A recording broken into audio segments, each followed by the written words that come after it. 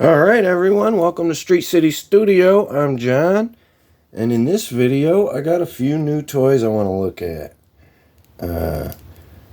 I got them in last night, and I probably would have done a video with them yesterday, but a couple of them needed some attention. Guardian here, and if I can get him to stand, there we go.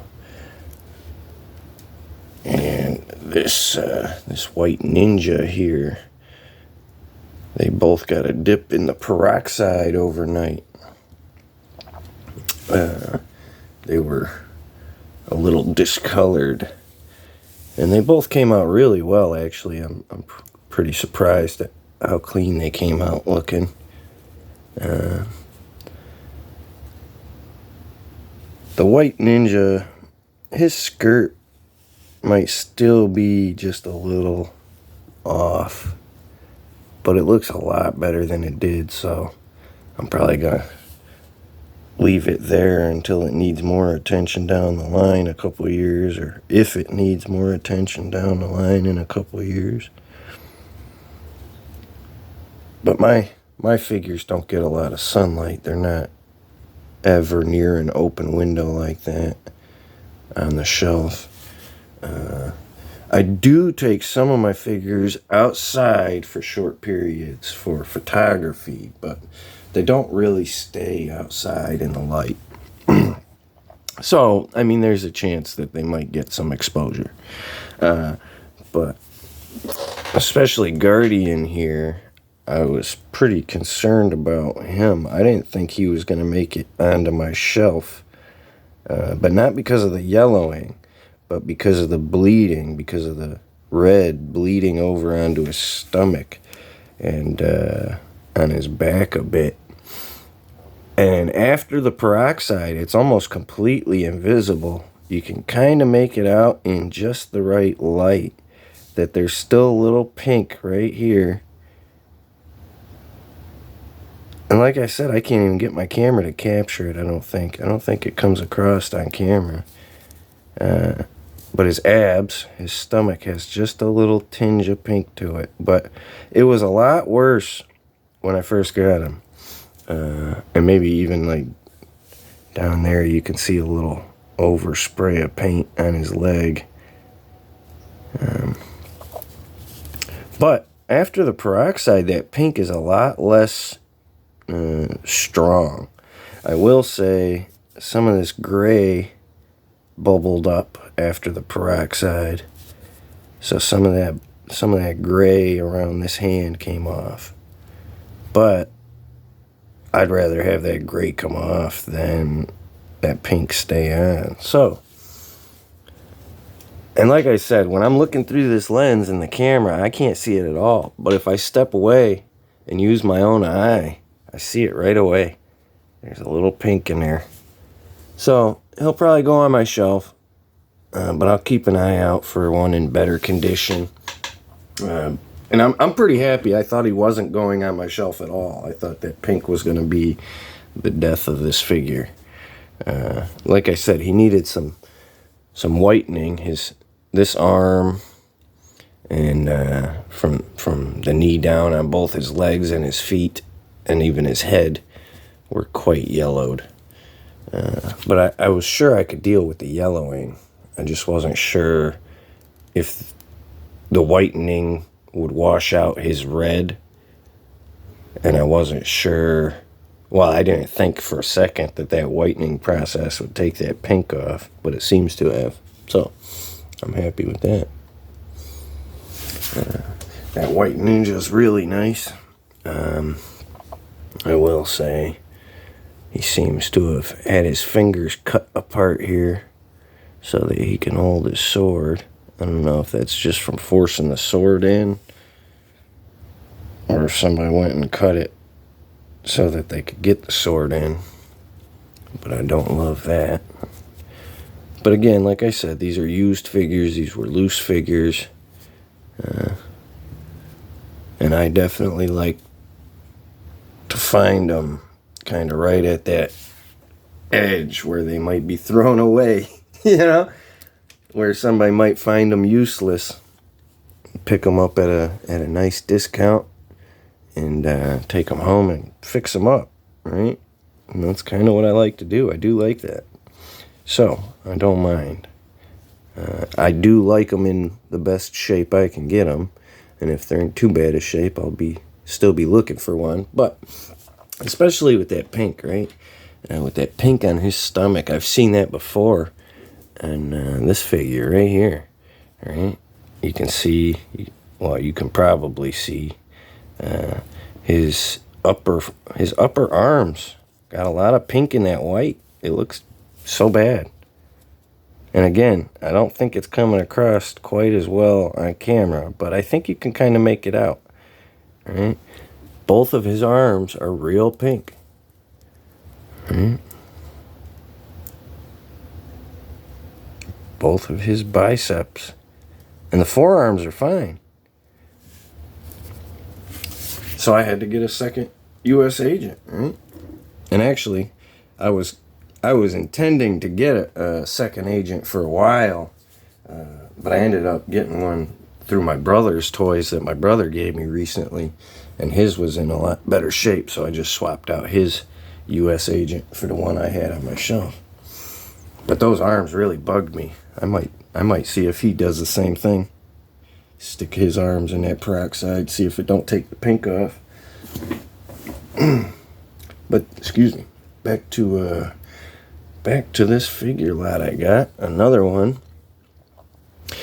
Now, I never much loved this design for Claw. I never loved this figure. But, you know, Andy Serkis made him cooler, I think. Mm-hmm. And I was always aware of Claw. I was aware of who Claw was. But this figure never really impressed me much back in the day when it was on shelves. I never had much interest in it.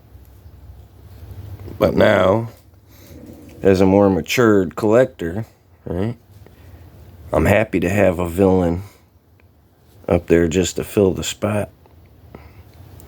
Even if it's not my favorite figure, right? There's nothing wrong with it exactly. It's a good looking figure. His gun arm's kind of cool. Right? But back when I was younger, I didn't think this was very cool. He's extra slender figure, right? We've talked about that the other day with the Namor figure. I think that was part of it too.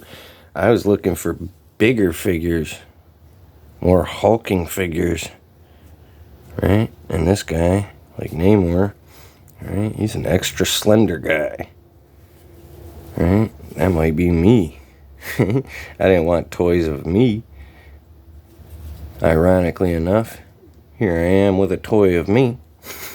But I think that, you know, that's a sign of the maturity, right? I like this figure a lot more as an adult than I would have when I was younger. One thing I will say is he seems to have a little bit of paint wear around that joint, just because them joints cut in so tight. Right? You can see it's right there. Somebody had him posed like that. It cut in. But that's okay. Right? I don't mind. He's still in pretty good shape. His joints are pretty tight. Doesn't fall over easily. We will move on here to Captain Britain. Alright, and I already had the one Captain Britain, the more tactical, armored looking Captain Britain. So, what's that on his arm? There's a little paint on his arm. I thought it was maybe paint scuff, but that's paint. I'm going to get that off. That will come off. I'll get it later. But I really like this design. I like this costume. I kind of intend to just get as many Captain Britons and as many variations as I can and just build like a Captain Britain core. Alright, so that's 2 now. That'll be my second Captain Britain. I'm planning on getting that third one, the more classic, taller one. He's kind of up here, right? He's just a little taller. But he's got them tall boots. Go up past his knees and stuff, right? I really like that figure. Can't wait to get my hands on that one. He was supposed to be in this lot, but there was some miscommunication on my part. I was a pain in the butt to deal with, I think. So I will get back and get that figure from him soon, I think. Next up, we got Ronin.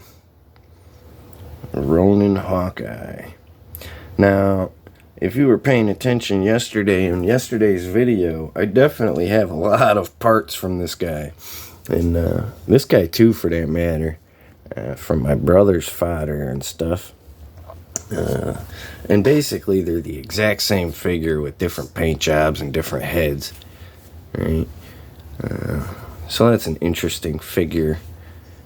They got a lot of use out of that one, I think. And it looks good. It looks good in white. It looks good in the black and gold. Right? Definitely feels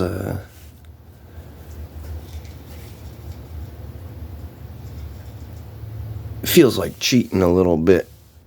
But I mean, they look distinct enough, so I don't mind. I just keep them from standing next to each other too much.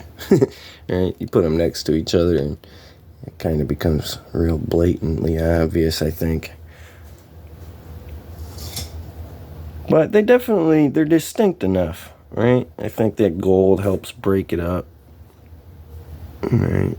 In the different ways that they highlighted it, right? Like he's got gold just around the trims of his shin guards and forearm gauntlets, right? But his shin guards and gauntlets, they're solid color, right? His neck piece there is solid color.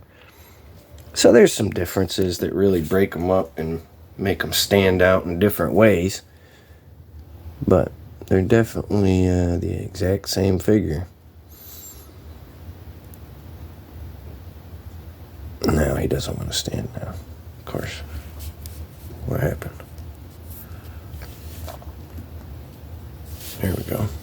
Yeah, he seems to only stand with his legs like real close together and straight.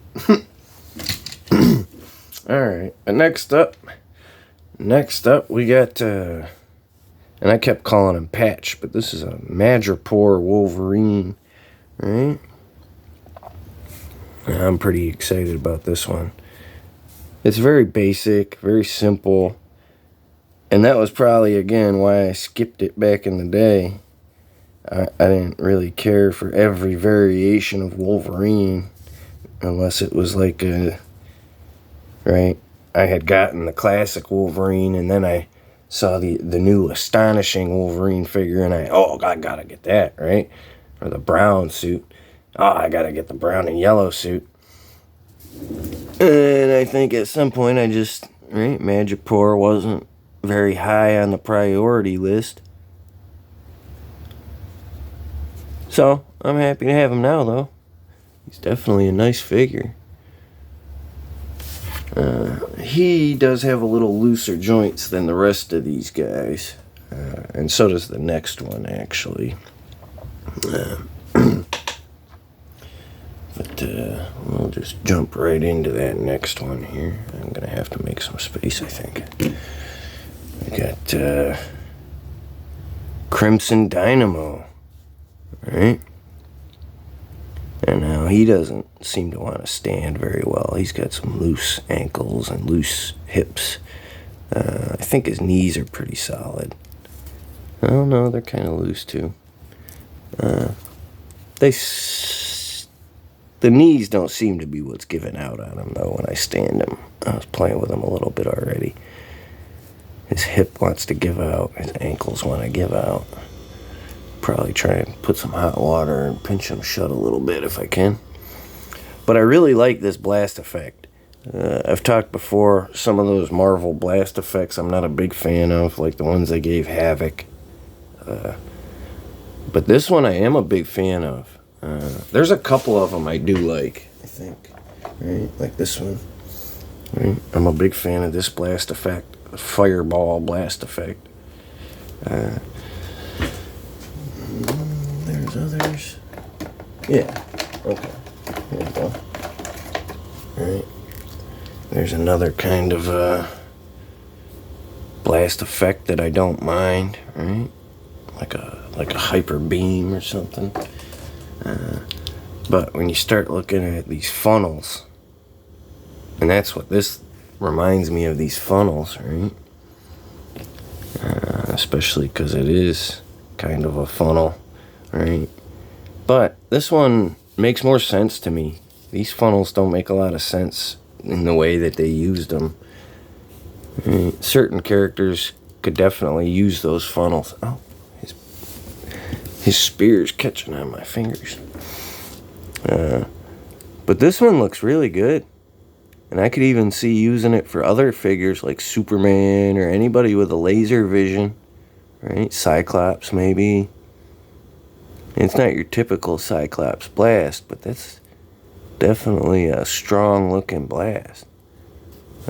I like all the detail, especially when it's coming at you like that. That's cool looking, man. But I'll take that off for a minute. Right? His head's kind of loose too. Probably from playing with this thing, I would imagine. But it's a really nice figure. He's in pretty decent shape. Showed up pretty clean. Right? Other than some of them loose joints. Like I said, that blast effect's cool. I like that. Alright, and kind of last but not least, right? We'll get right into this last one. We have Big Time Spidey. Now, I'm a big fan of Tron. So this is the Tron-inspired Spidey, right? Now, I never liked his lack of wrists, right? He doesn't twip well, right? His twipping positions are very limited, right? Like this, he can't thwip straight. There's only certain positions, because when you go to bend his elbow bends off to the side instead of up and down, right? Instead of front to back, I can only go up and down with it. Right? So, this figure is not my favorite as far as articulation, but it's one of those gimmicky things that just looks cool, right? You get it just for the gimmick. And I did. I got it just for the gimmick. Put them up on my shelf with my other Spider-Man figures, right? And I kind of like this more clear web for him. I figured that'd be a good web to give him. He didn't come with anything here. And my more classical web, my more traditional web is on my more traditional Spidey here. So I thought that clear web would be nice on him. I could leave him with no web as well, but I thought that would be the right way to go with him. And again, I can't stress enough how good this figure looks, because I avoided this figure on purpose just like some of these other ones, right? Because I wasn't a fan that he didn't have elbows, that he didn't have wrists, right? It's Spider-Man. He's got to have articulation. But, again, he's not my main Spider-Man or anything. He's just kind of a placeholder, a shelf filler, right? One more Spider-Man on the shelf, right? When I was younger, I only really cared about getting that best Spider-Man, right? The one with all the articulation on his wrists. Knock that guy over, right? The wrist articulation, the good elbow and bicep swivel, right? And so, I definitely made certain figures a priority. But once you've been sitting on those figures for a long time, you know, it's time to move on. Time to get over your complaint. And like I said, I didn't pay top market kind of prices for these guys. So,